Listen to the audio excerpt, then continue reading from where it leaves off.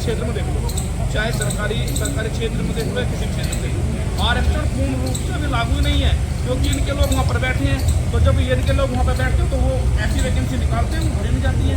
आप यूनिवर्सिटी का सर्वे कर लो, किसी भी यूनिवर्सिटी का, आप जो प्रोफेसर हैं, चाहे वहाँ पे क्लियर हैं, और आपने संविदा पे निकाल दी, उसके बाद में फिर अब जो है आउटसोर्स पे निकाल दी, उनमें कहाँ आरक्षण लागू है? तो आरक्षण तो लागू कहीं हो ही नहीं रहा ना, और पूर्ण रूप से कहीं लागू हुआ नहीं आज तक जो है। तो ये जो इन्होंने मिथक बनाया है कि इस तरह की चीज़ें चल रही हैं, ये चलने वाली है नहीं। जैसे अब पढ़ा लिखा नौजवान है, धीरे धीरे लोग पढ़ रहे हैं, आ रहे हैं लाइन में तुम्हारे बराबरी करने के लिए, कॉम्पिटिशन होगा, उसमें दिक्कत क्या है?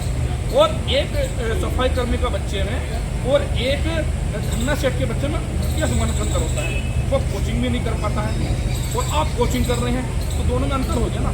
तो जमीन आसमान का अंतर है। एक बच्चा गांव देहात में जो है खेती किसानी कर रहा है, उसे सुबह से लेकर शाम तक मैंने खेत का भी काम करना है। एक बच्चा ये है कि उनके धन संपदा इतनी है कि उनके बच्चे कोचिंग में भी जा रहे हैं और शायद वो कुछ भी ना करते हों, और दूसरे काम जो है यहाँ पर आपको जो है सब कुछ करना पड़ रहा है, खेती भी करनी पड़ रही है, किसानी भी करनी पड़ रही है, स्कूल भी जाना पड़ रहा है, फिर कोचिंग के लिए पैसे नहीं है, कपड़े तक पहनने के लिए पैसे नहीं है, तो आपसे कंपटीशन कहाँ से कर लेंगे वो लोग? तो उनके लिए तो समानता के अवसर लाने के लिए आरक्षण के तो सहारा उसका एक सवाल और, अभी आगरा की कल की खबर है, बीजेपी के कार्यकर्ताओं ने अपने ही दलित साथी कार्यकर्ता को पीट दिया क्योंकि वो कार्यालय में सोफे पर बैठ गया था। तो ये भाजपा ही आपस में तो यही तो कहना है, ये जो ऊंच नीच है यही तो है।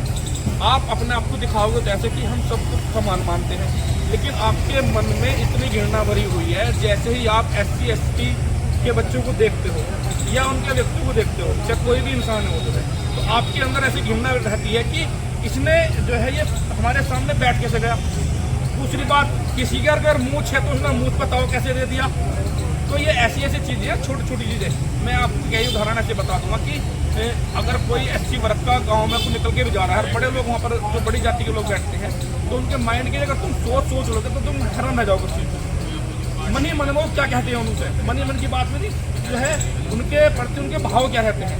तो ये जो SC समाज के जो भाई पिटे हैं या जिनको भी पीटा है, वो ये भारतीय जनता पार्टी वालों ने, उन्होंने अपनी मानसिकता खुद उजागर कर दी ना कि हम जो ये काम भी करते हैं तो समानता की बातें कभी कर ही नहीं सकते। इनकी हिम्मत, इनकी औकात भी समानता के साथ खड़े होने की ना पहले थी ना आज है, और ना हो पाएगी, मुझे ऐसा लगता है।